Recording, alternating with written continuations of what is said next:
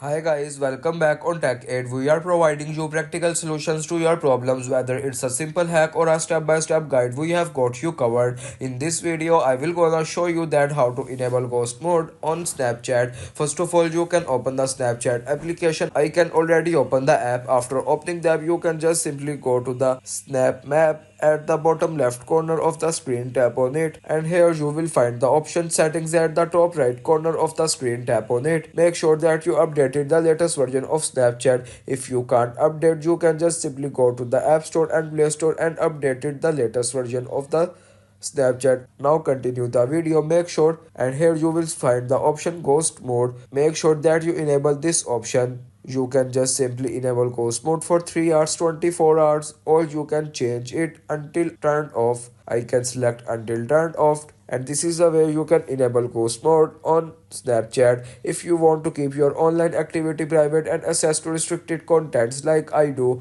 try using a VPN. It's secure, easy to use, and makes some browsing safer. The link to buy is in the description below. If this tutorial helped, don't forget to like the video and subscribe for more practical solutions.